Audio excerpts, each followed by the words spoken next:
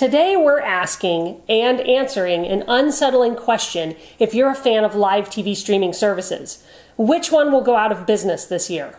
Live TV streaming services have been a great option for those who choose to cut the cord on cable. The most popular ones, including YouTube TV, fuboTV, and Hulu Live, have steadily gained subscribers because they offer local channels, have no contracts, and make it possible to watch live sports without cable. But what about streaming services like Sling TV, which really doesn't offer locals, except for NBC and Fox in select cities, or Philo, which doesn't offer any locals or live sports? Yeah, Sling TV and Philo are popular options for people looking to save money on streaming services, but especially for Philo, a lack of live sports could spell their doom in the near future. There's an extremely high amount of competition in the streaming space right now. As we covered in our recent Streaming Fights video, we are in the golden age of streaming. And while it's a great time to be a cord cutter because we have so many options, the space is getting crowded, and not everyone will survive. The major streaming services, both live and on-demand options, are run by huge media companies that are battling it out to be one of the top 3 or 4 options that will make the cut. Now, we did see PlayStation Vue die off in 2020. In its bid to survive, Paramount Plus could kill off Noggin and Showtime streaming services to gather all their content and original shows and movies into one platform. The formula for surviving is pretty simple and really comes down to 2 things: original content and live sports. A recent Sportico report found that 95 of the top 100 broadcasts in 2021 were sports-related. Even more shocking is that 41 of the top 50 broadcasts and 75 of the top 100 broadcasts of 2021 were NFL games.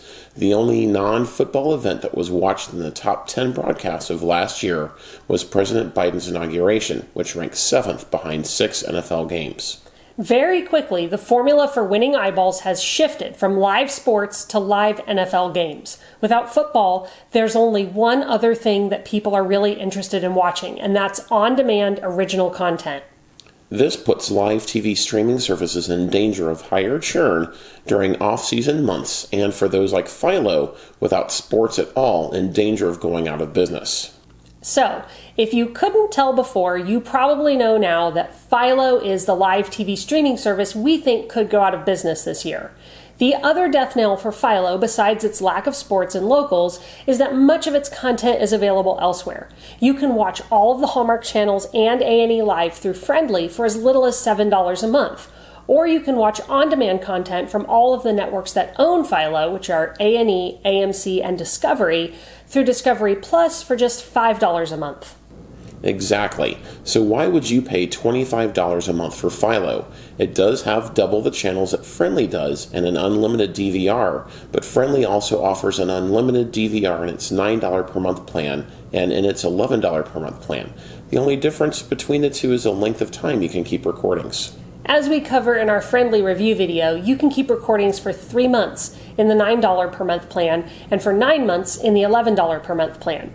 Beyond the DVR recording options, though, the reason to choose Philo over Friendly really comes down to channels. If Philo truly has more of your must-have channels and you can afford it, you should feel comfortable signing up for it. We think it's a really good service and we don't want to see it die. We just think it has an uphill climb without locals and live sports. Yeah, and who knows what will happen with DirecTV Stream, as AT&T does not seem to be wed to streaming or even know what they're doing in the streaming space. Yeah, we've already mentioned this several times, but we believe we are in the golden age of streaming.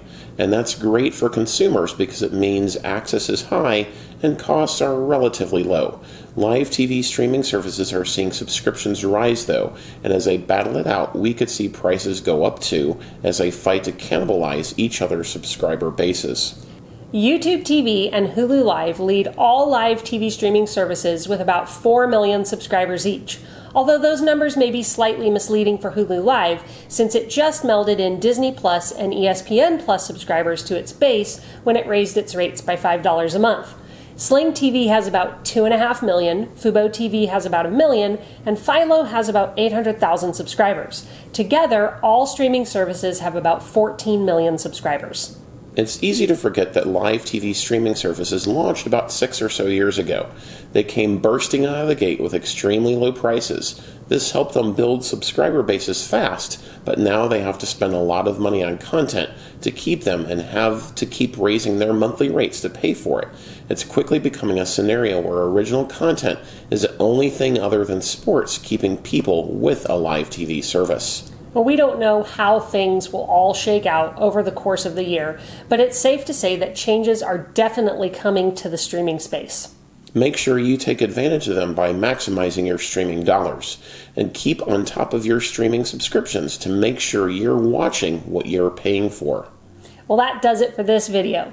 Let us know what streaming service you think will die off this year in the comments below. Will it be Philo or someone else in your opinion? And if you haven't already, don't forget to like, subscribe, and turn on notifications so that you can get all our latest news and reviews when they drop. Thanks for watching, and we'll see you in our next video.